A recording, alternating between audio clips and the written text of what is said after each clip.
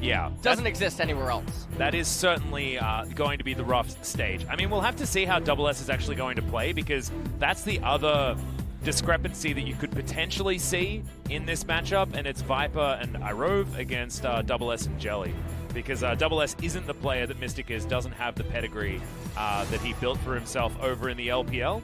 Still, he's an alright AD carry, and did do his due diligence on Kong the Monster for quite some time, and wasn't exactly the reason why that team was so awful. There's a Rumble ban against Afreeca. I don't know whether that's a Rumble jungle ban, because the player that I've been seeing playing a hell... In fact, Keen and Spirit have both been spamming Rumble, to be fair. But Griffin are looking to try and pinch Keen as much as they can, by the looks of things. And Afreeca is saying, no, Yukel, you're not playing what you want. And well, Yasuo banned away. And it's very interesting. These bans have deviated from what we've normally come to expect so far. Please just ban on, please. Please ban on. Afreeca, don't let Sword just first pick on. B1 Ornn is one of the best. Maybe even best one. Are they going to leave Akali up and ban on? I'd almost say at this stage that would be a good idea. No, Akali is going to be banned. They're not going to risk it. And now Sword is free. Oh, my no. goodness, is Sword going to do it? That is throwing a gauntlet. And not the gauntlet you want to throw. All right. Especially not with so many top lane... Like, this, yeah, Lucian is... And Keen has been slaughtering on this champion. Lucian is insta-locked. Now, if Set can grab him, that's when, like, all he needs to do is actually grab Lucian once, and the lane's over. But the tightrope is walked by Lucian. Lucian's the one that has autonomy. He's the one that it's on him to mess up. And so obviously when it's Keen versus Sword Set, you'd probably not think that he's actually going to slip up. This is a danger, though, because now Griffin are free to pick up the Ornn for themselves. They are going to grab that one here. I was half expecting the Ornn to be picked up for the mid lane. It was Fly that debuted it in the Kesper Cup, and actually to great effect as well. Not going to see it this time, and are we going to see our first center in the hands of Viper? We are. Certainly a pick that does feel like a Viper champion. He was one of our best awesome dudes. In fact, was probably like third best Vladimir in the league. And he was in the bottom lane for 2019. This is actually really interesting. This could be Set Flex, Ornn Flex. I don't think possibly Ornn would go into the jungle. Although I will say that last year in 2019, out of all the LCK top laners, or not top laners, players, only Tarzan ever played Ornn jungle once. Yep. Out of all the junglers. So that being said, they can also play the Ornn center bottom lane if Irove wants to do it. Alice. Would that be too much for you? Would you be too impressed? Alice, please. Karthus. Yeah, this is Spirit, and this remember. Is actually really good. It's a very good identification of what is happening in the draft. Actually, an insane ban right here. Elise pinched as well. Probably going to be Gragas that's going to have to bite the bullet. Yeah, Gragas bites the bullet next. Find that Gragas button, boys. Can you do it? Ban the Gragas. Talia already taken away. Karthus, Elise, Rumble, and Gragas not banned. So, Spirit. Yeah, free to lock it in. Does it instantly. That's called a fumble. Honestly, you ban Braum. What's going on here, Atlas? Not sure whether I can really let you know there, because Afreeca knew exactly what they wanted, and Griffin should have known exactly what they wanted also. Is going to mean that Fly is going to be piloting the Pantheon in the mid lane, which does give Set the opportunity to go there. Yes. And it's likely that Sword is going to be on the Ornn. So Lucian also a bit interchangeable, and of course Keen and Fly interchangeable as well, as Tarzan going back to an old favorite by the looks of things in the Lee Sin. But Gragas has so many more modes than the old Lee Sin does. And Griffin are going to lock it in. I mean, they do have a front-to-back team composition, as instantly Jelly says, give me that blitz. And Blitzcrank has been considered that pick into center that many people really want to go towards. The Blitzcrank ends up getting picked up here, but there's a lot of targets that Griffin doesn't really mind if it gets pulled, even though you can have one of those game-ending hooks. Personally, I think Morgana is a lot better in this spot. Her shield is so valuable against so many of Griffin's champions. That's a good point, yeah. But Afreeca, interestingly enough, they ended up with the kind of theme draft that I would have expected more out of Griffin, especially having UCal, where they're very aggressive. They're very in your face. They're very, I need to get ahead, I need to win.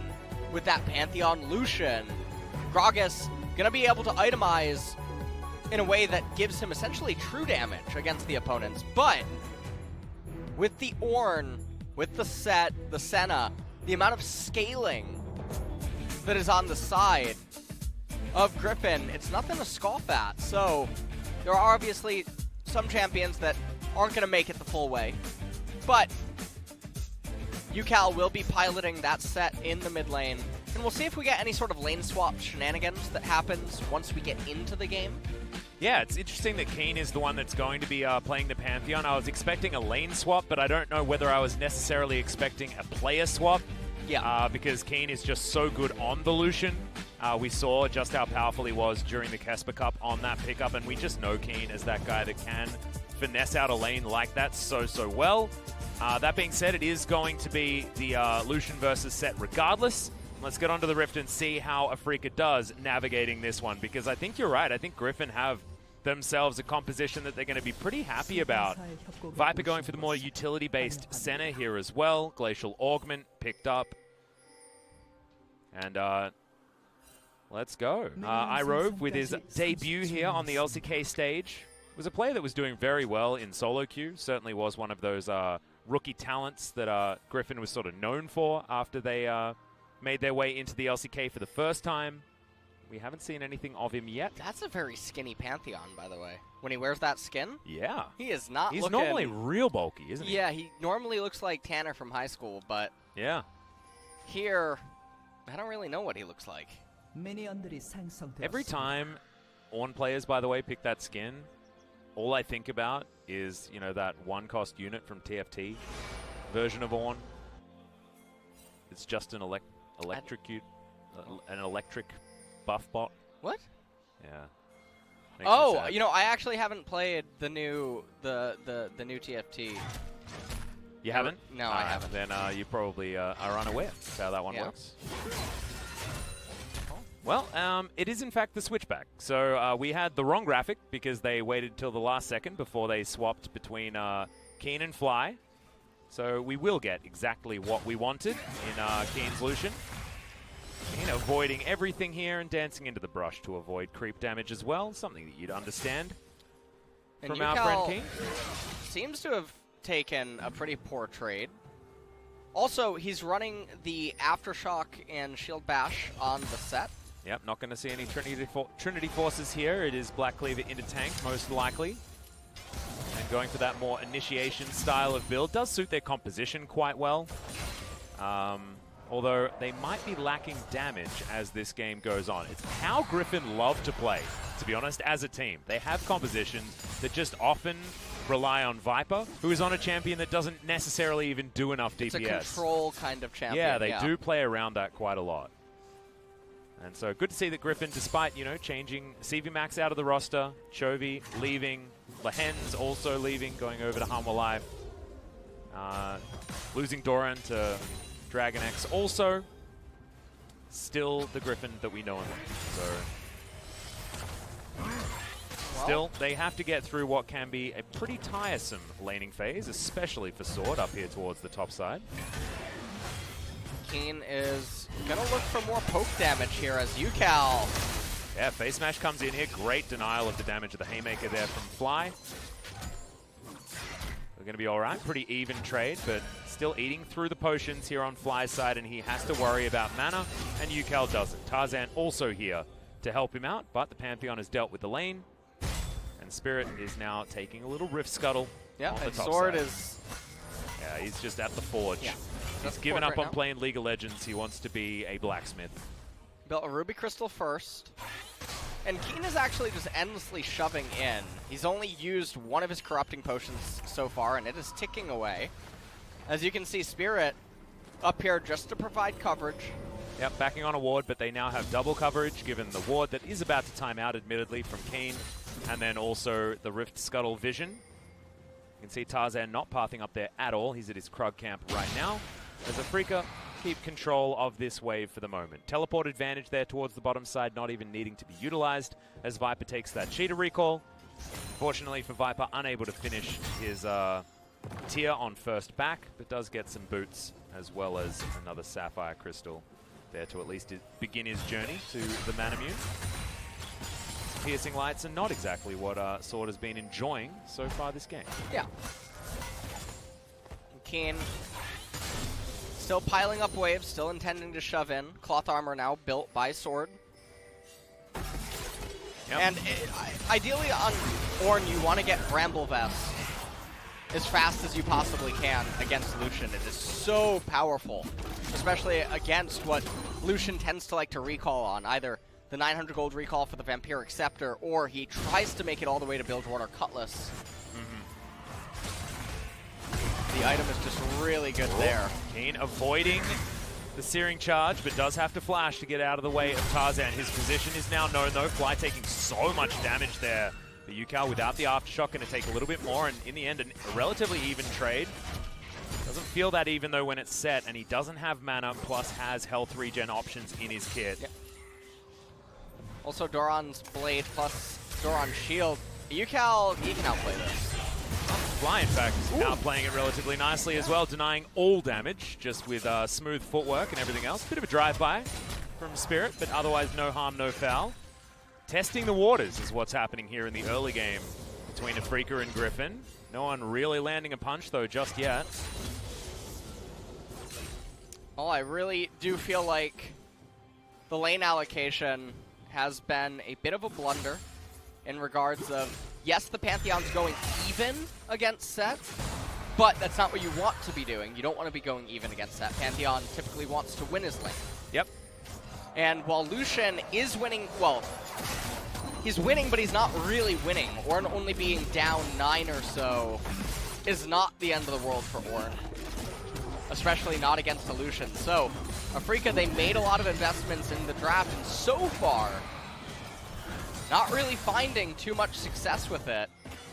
And that's not very good news, as we're going to transition eventually into the mid-game. Now, Keen does have pretty nice freeze. It does look like Sword is going to go into that Bramble Vest. Yeah, looking to build towards that after that initial Ruby Crystal did come in. He's now roaming down towards the mid lane, potentially. Does have level 6 available. The Ram is up. But Fly underneath his turret and can deny a lot of that engage. But now a bit of a fight on multiple fronts here as Fly can man-drop to get himself down here. Irove, though, taking way too much damage to start this one off. In he comes, and Fly decimates the Thresh. Everyone on Afreeca is here the kill to leash the double kill into the Drake. Easy as you like. And I mean, that's exactly what they need right now. They get 2 kills, they're going to convert it into a Dragon Capture, and it's occurring at such a beautiful time because the lane states are effectively resetting. This is exactly what they needed right now, and so Caster Curse strikes. As per usual. Sword trying to freeze his lane. Yep, standing up there doing not a whole lot of anything, but this is the way you play around a Pantheon as well that's out of position, because he can always be in position if you need him to. Comes right in, Yukal not able to really do anything there. And it was just a really nice collapse by Afreeca. They pick themselves up the Ocean Drake.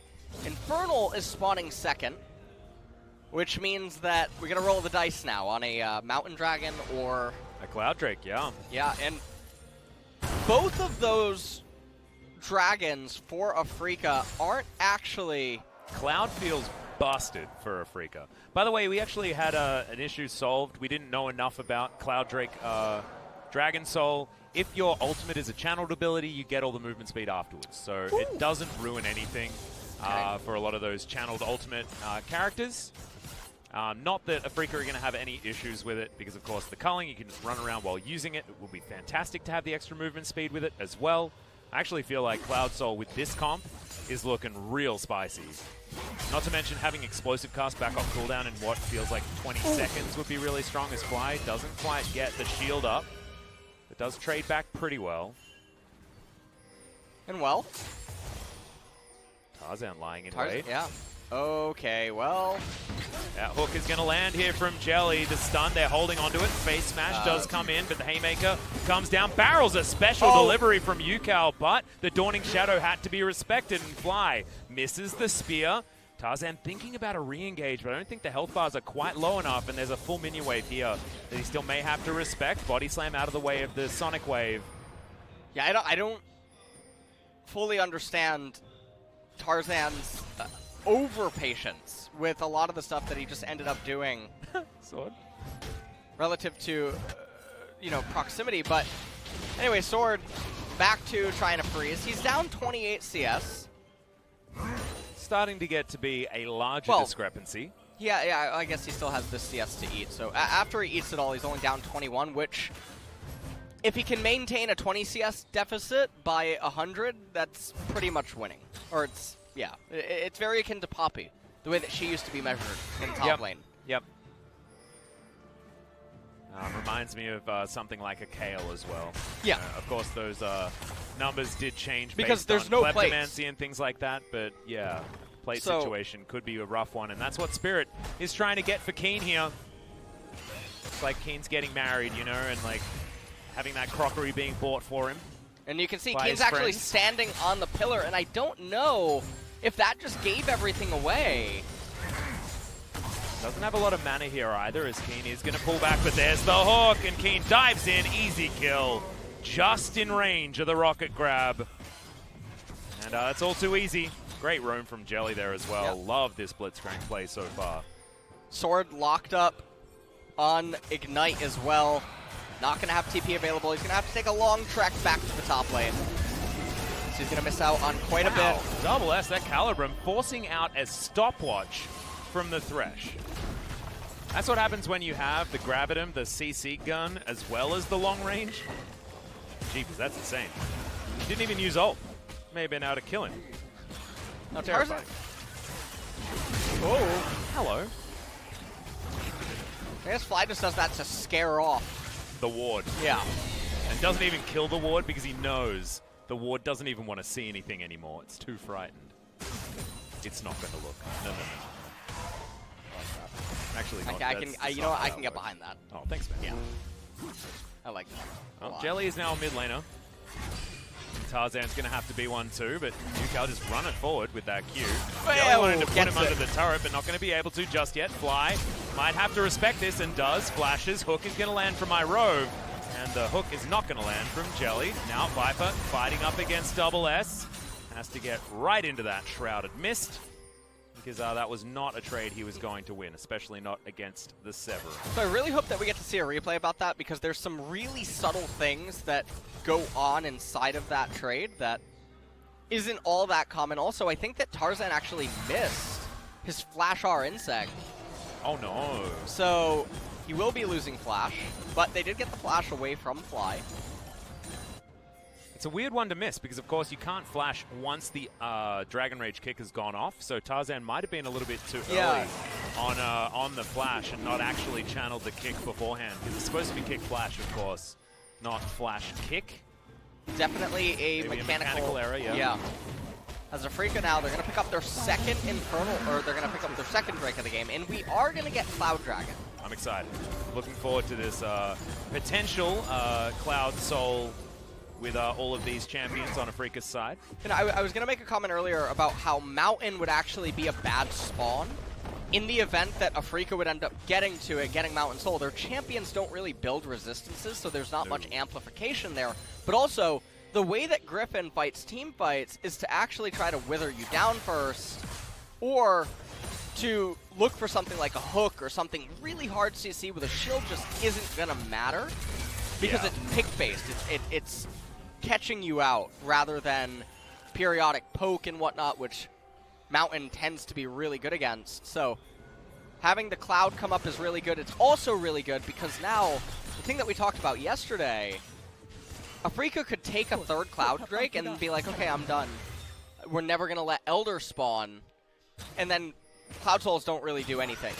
Yeah, and then they can also just choose to fight around Baron for the entire game. Right. And make sure that Griffin has to come to them to try and answer in those scenarios. Do completely understand.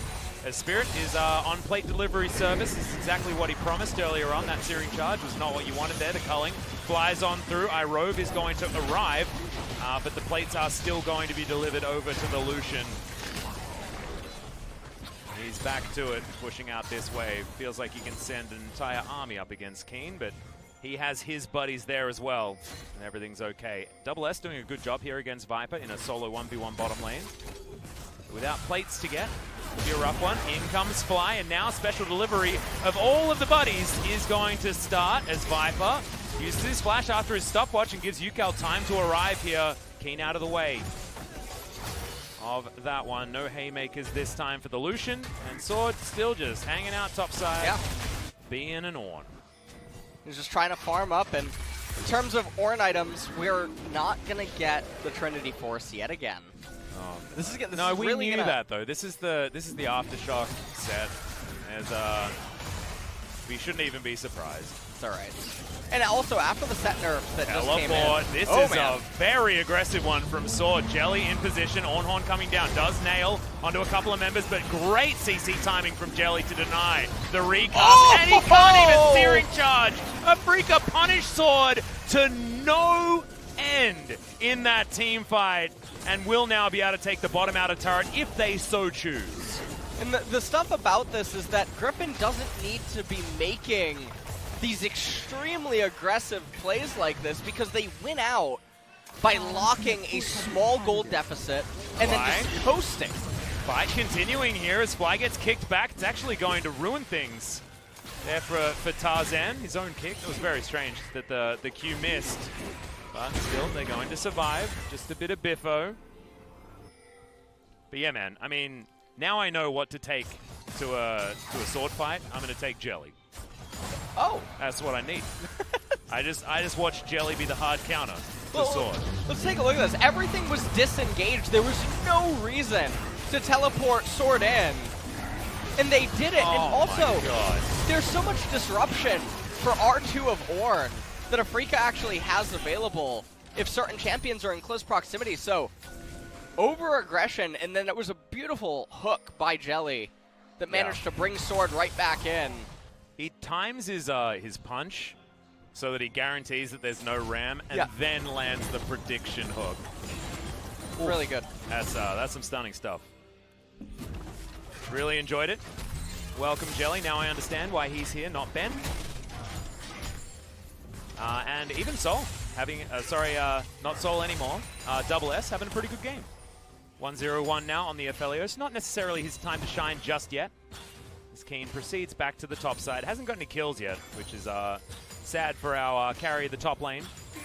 But he'll get there. Now BF Sword. He's going for 007. Nice. Yeah, he's going for the James Bond. Then he gets the license to kill, and then he's allowed to get killed. Exactly. So in game number 2, he's going to hard stomp. Yeah. Do you know what's sad? What? You only need to have 00 status before you get the license to kill, so that whole joke doesn't work. And we've been making it for years. Have I ruined League of Legends for you now? So you've gone quiet.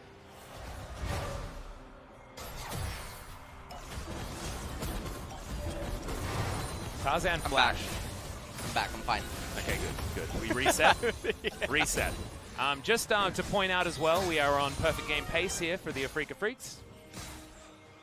Weird, because it doesn't feel necessarily like a perfect game. However, so far, it is slowly but surely got towards that point. 4,000 gold lead, and to be perfectly honest, despite the fact that none of the games in our first series were perfect games, APK had lost by this stage in both of them. And Griffin are not necessarily out of it yet, especially not with a composition like this that does have gears that can change. But now we're 5 minutes away from another soul as Irove getting culled severely. Now Keen's just happily sitting underneath this turret. Okay, now that was a little bit of a move you didn't want to make as the Q misses there from Tarzan, luckily for Keen. See, Keen is champing at the bit right now, trying to get some of these kills. He has a BF sword. Ornn just making work on that turret, though. Well, Double S is going to land the Moonlight Vigil, and now a lot of damage coming down onto UCal, but he's going to get the Haymaker, fly underneath here, and Spirit unable to get anything done. You've still got Ornn towards the top side, and unfortunately Jelly died to the turret. He didn't know he had aggro. I guess not. That was unforced error, and that is going to deny the perfect game in one fell swoop. Sword destroying it by taking down the turret, and then Jelly just dying to a turret himself. As now Griffin looking to start off Shelly just before she despawns. Sorry, this is Shirley. Shelly and Shirley look pretty similar as identical really do, twins. They're, you know what? I think one of the things Riot could do is they could make the first one a little bit more magenta. Okay. Yeah, okay. And then, change the second one.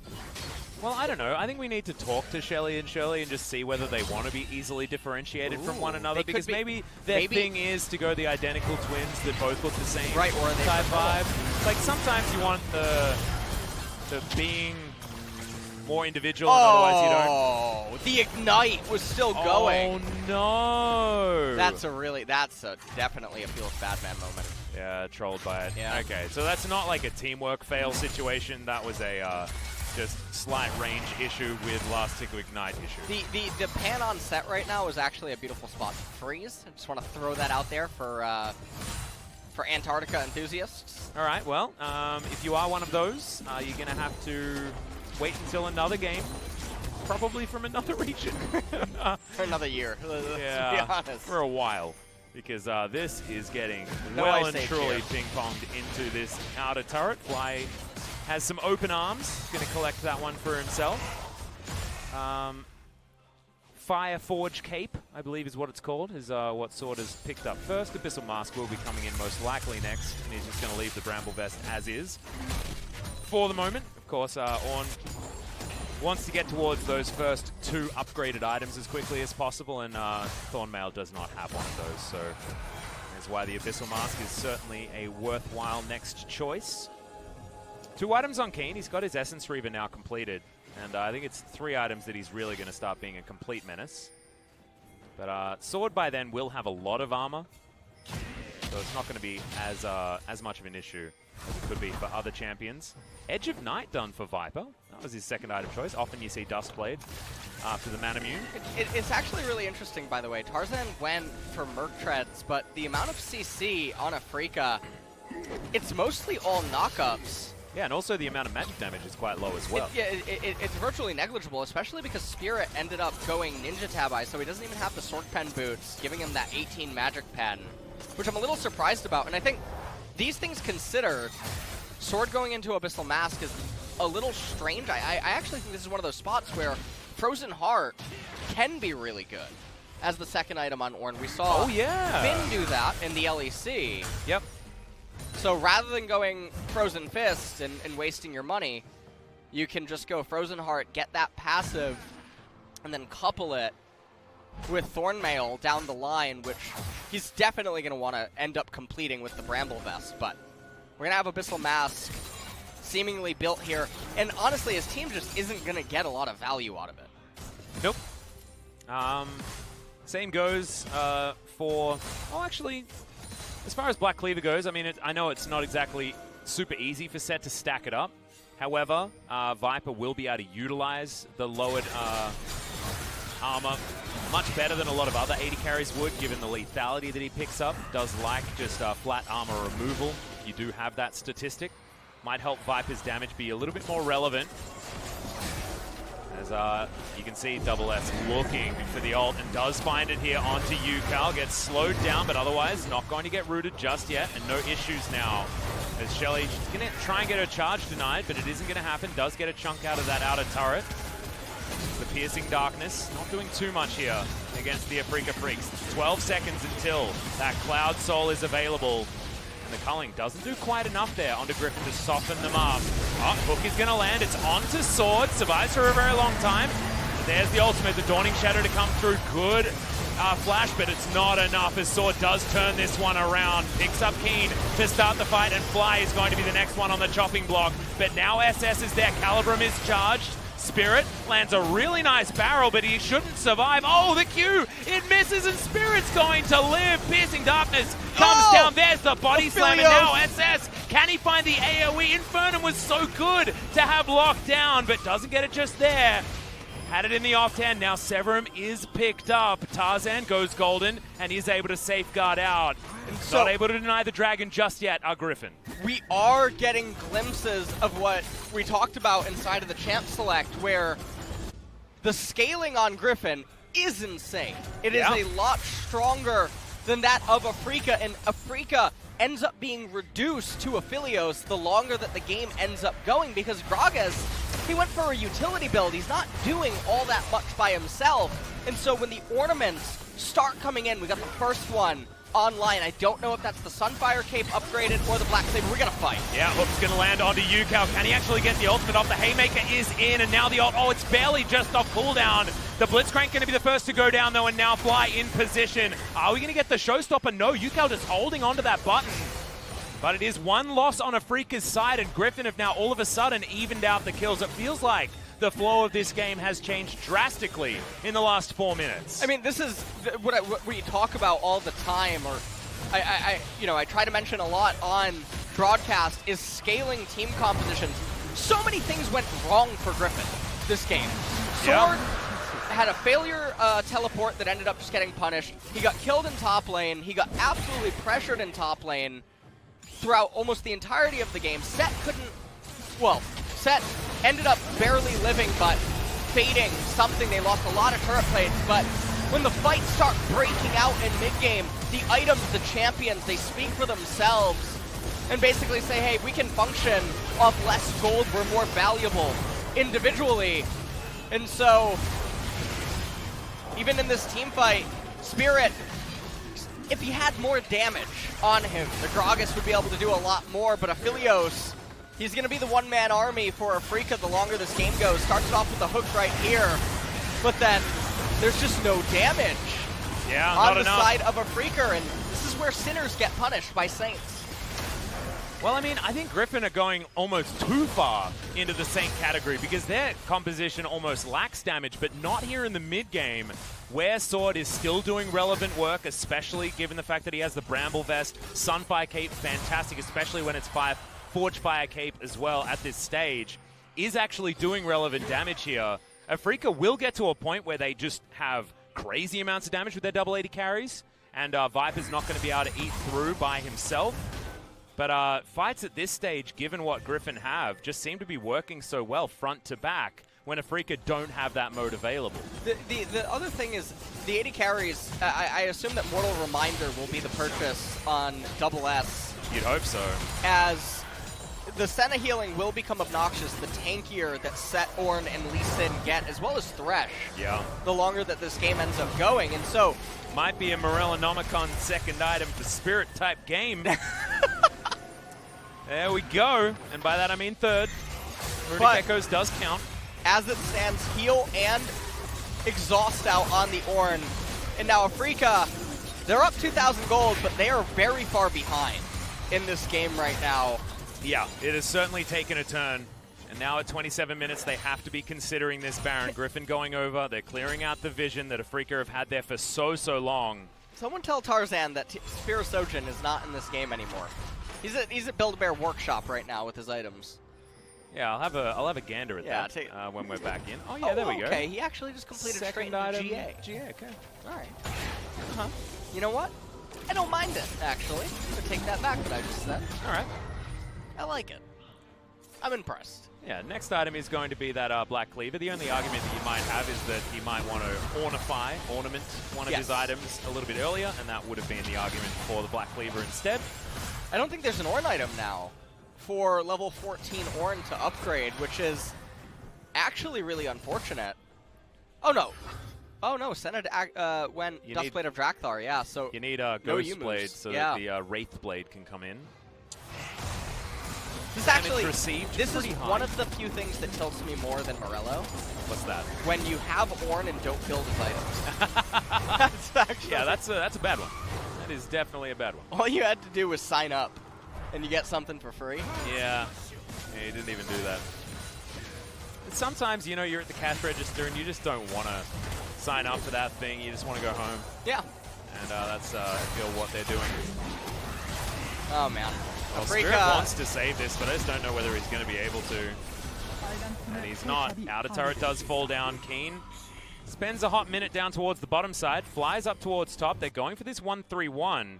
But now Griffin, they've got what they wanted, and Afreeca were just a little bit too slow. Back comes in, and we've got a pair of Last Whispers. Lord Dominic's was actually what Double S decided to go with here. Maybe relying on Keen to grab the Mortal Reminder, and then Double S can come in with the shutdown kills. That extra % health damage could actually be relevant here for the Aphelios, especially depending on weaponry. Unfortunately here, Atlas, I wish I could go on a tangent about Mortal Reminder versus Lord Dominic's. I know that there's actually a Reddit thread that details everything. It was made by someone months ago. Okay. But I don't personally know it off the top of my head. I think the general consensus is Mortal Reminder tends to outshine it. And in this particular instance, you can understand why he's building it, though. There's so much HP stack on set, on Ornn, and even on Lee Sin. He's going to eventually get that Black Cleaver, and they all do have armor. People probably would liken this to the Morello versus Leandri's argument, but I don't think that it's actually comparable. Well, with Piercing Darkness being so much AoE healing and something that Afreeca will want to deny, that is where the argument gets a little bit sticky. As speaking of denial, another Cloud Soul is going to be denied here by the Griffin squad. Keep those ultimates rolling through as quickly as you like. And having the Showstopper and especially the Ornhorn, the Call of the Forge God, really will be important. Afreeca clearing out vision, but it feels like they have sort of run out of steam here. Not what we're expecting from Afreeca's first showing here in the LCK after their dominance in the Casper Cup tournament, but still not over till it's over, and they still have over a 2,000 gold lead. A lot of damage being built up here by Fly, but he really wants that GA to be done.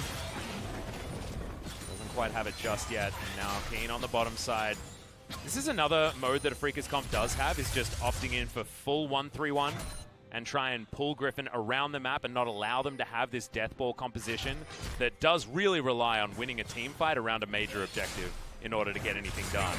They can still do this if they can pull Griffin apart.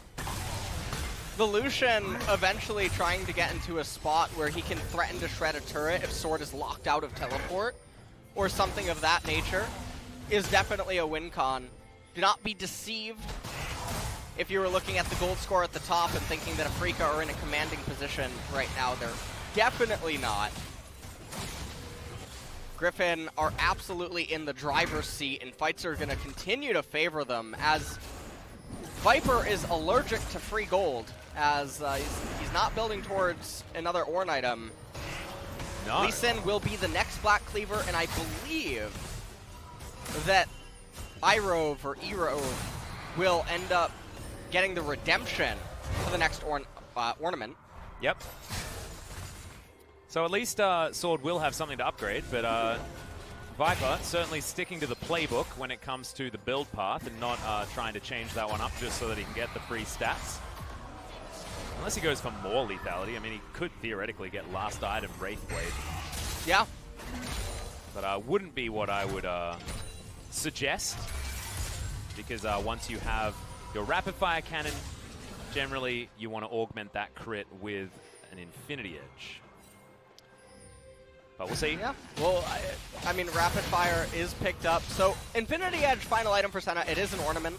It would be a nice true. pickup. Yeah, of course. So it's actually a little surprising that we didn't have the invert occur, especially because Griffin, the way that they conduct their team fights is by slowly moving up like a catapult and threatening an Ornn engage. And then usually what's going to end up happening is Afreeca will be the ones to panic and come into them, and then that'll allow Griffin to basically hold a phalanx, protect the Senna, and allow Ornn and Set to just rip through the front line of Afreeca. Well, we've now got double dominance. Keen decided not to get that one either as Jelly misses a hook. It was onto Sword though, and that might have started a fight that they didn't want in that instance. Stone Plate completed on set. Now, as of 10.3, I do believe that a lot of players are looking at this as the go-to build that'll end up becoming more popular, which is just a full-on tank set. Yep. I've spoken about it a bit with a few top laners. Whippo from the LEC, as well as some North American players. We saw Roach actually utilize it well yesterday. We were discussing this before, especially alongside this particular rune choice as well in the Aftershock. Freeca trying to hold on to this this minion wave to allow Keen time to split push bottom side. He does have teleport available as Fly makes his way in. Tarzan down towards the side, but it looks like the wave clear is enough. Spirit plus Double S certainly able to get rid of those, as now this inner turret does have to be defended, and you can see Griffin are opting in for an exit.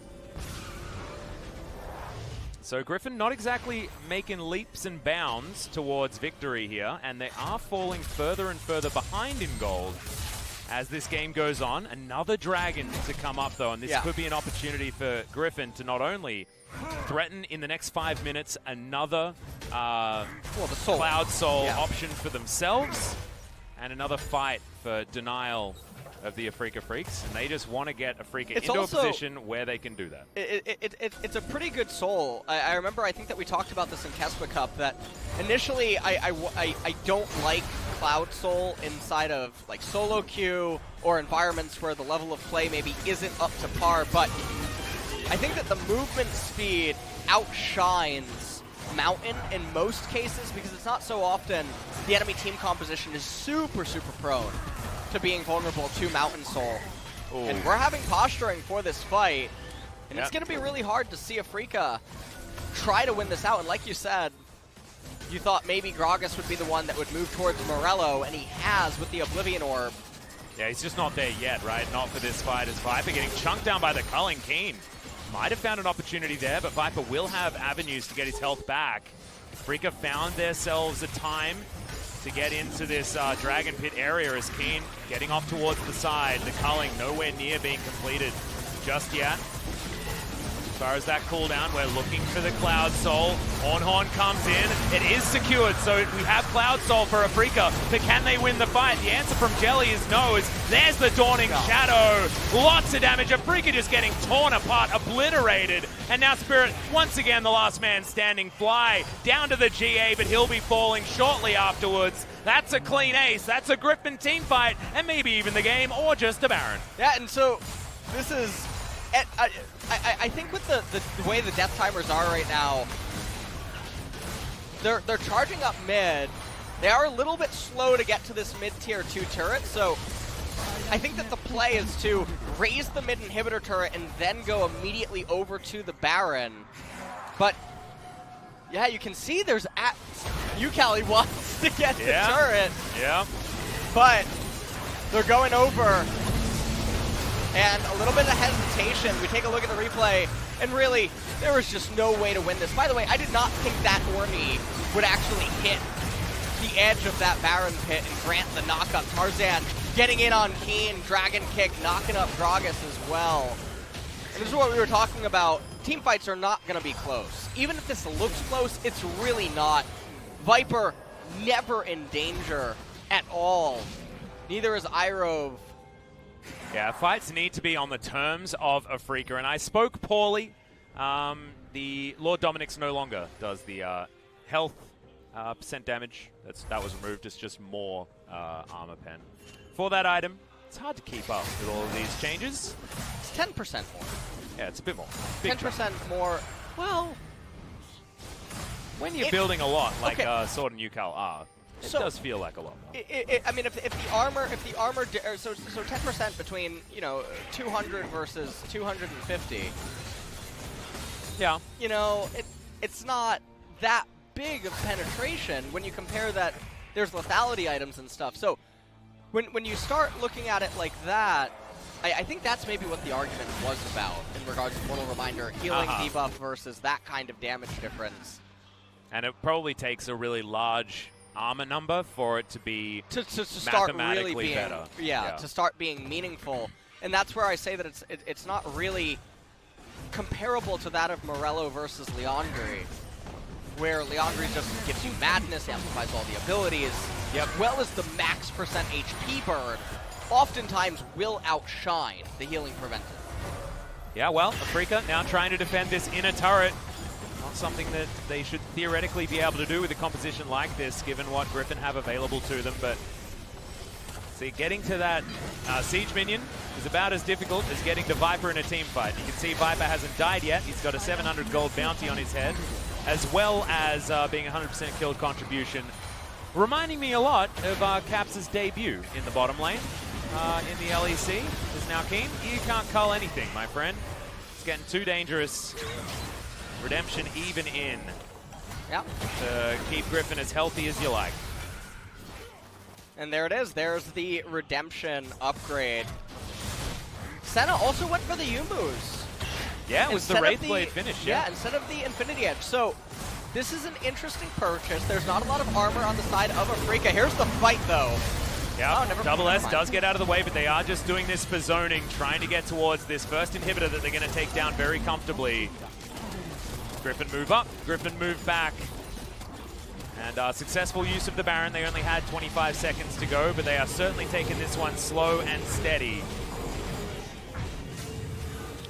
There still might be a chance for Afreeca here, but it's just getting so difficult. Ronduin's now completed on UCal.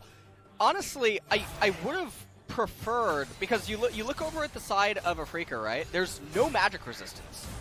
Actually, 0 magic resistance present on the side of Afreeca.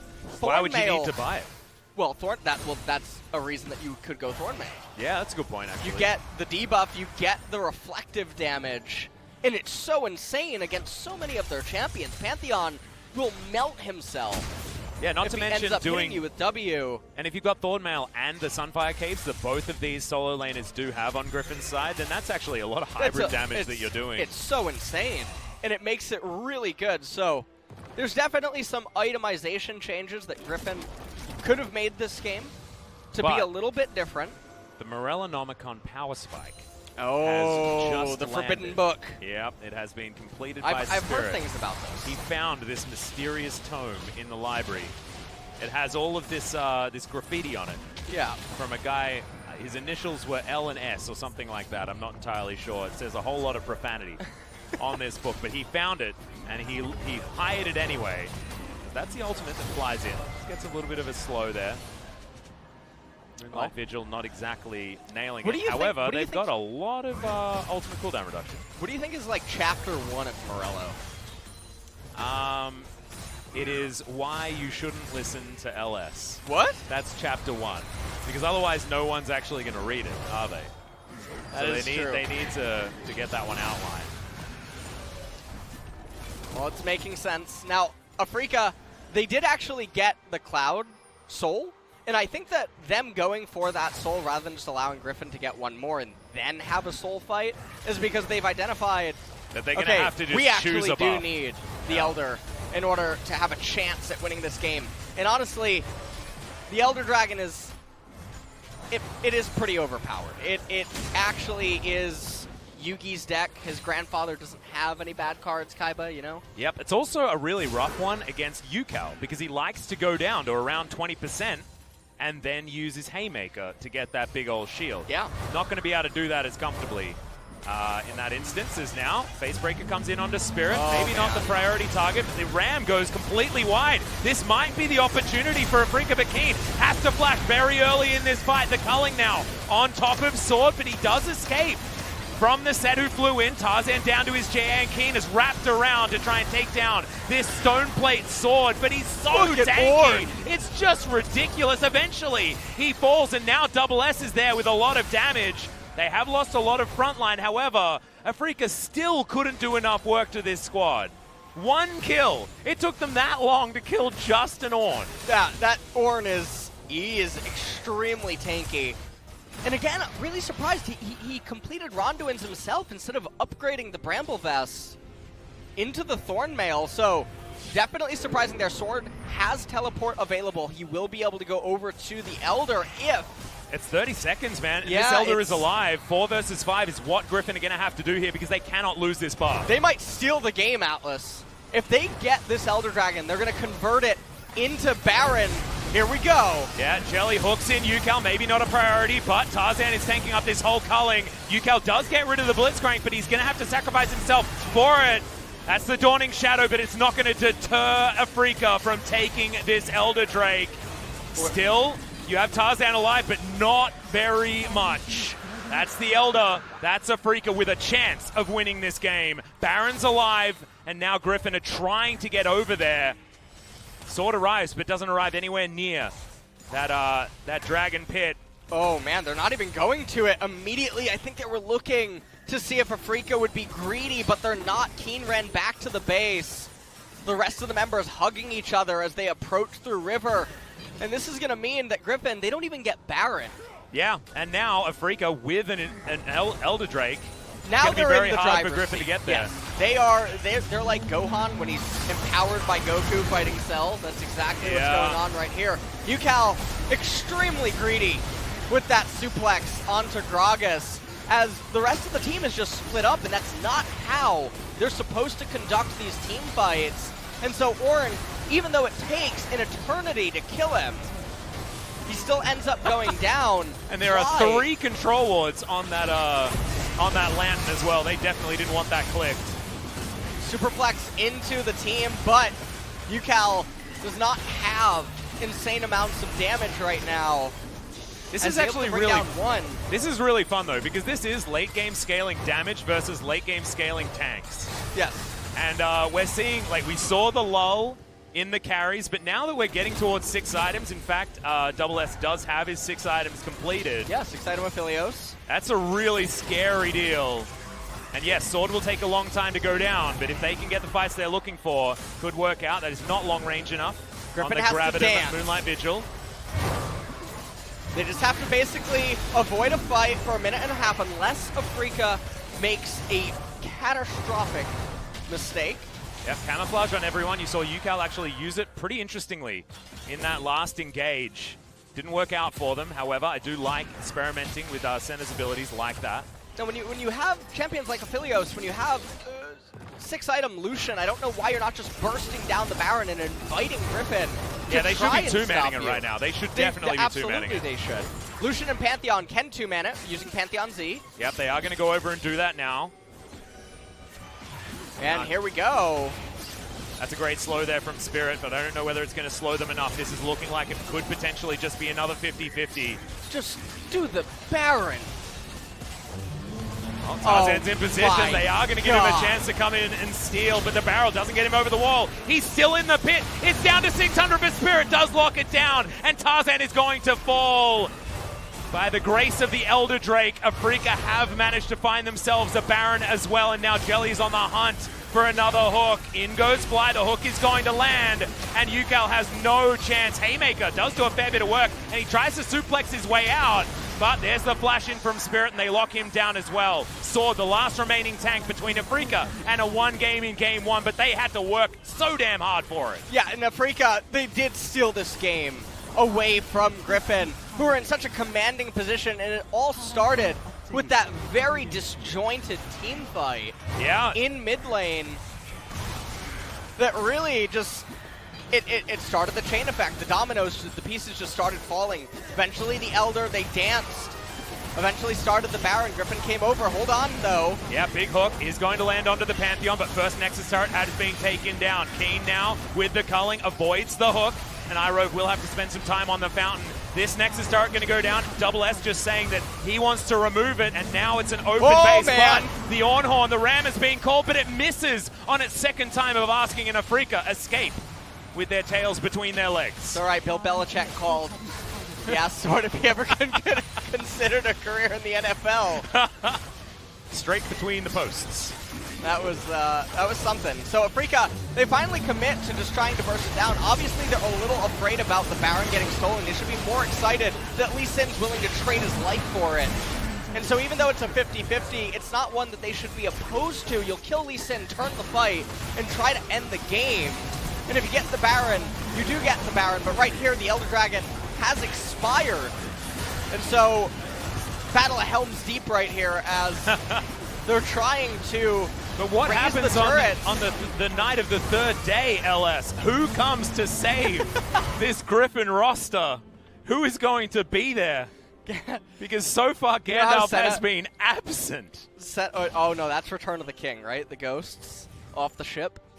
Yeah, that is definitely Return of the King. That's Return of the King. That's like Senna game and 3. Thresh. That's got to be game 3. All right, well, maybe Set will come in from a flank and we can title him Gandalf. Oh, yeah. That would be fine, because Ornn is kind of like Gimli. He is. Well, I mean, Gragas is in the game, so he actually is Gimli. Not anymore. What can Ornn be? Who's another dwarf? Maybe he's like...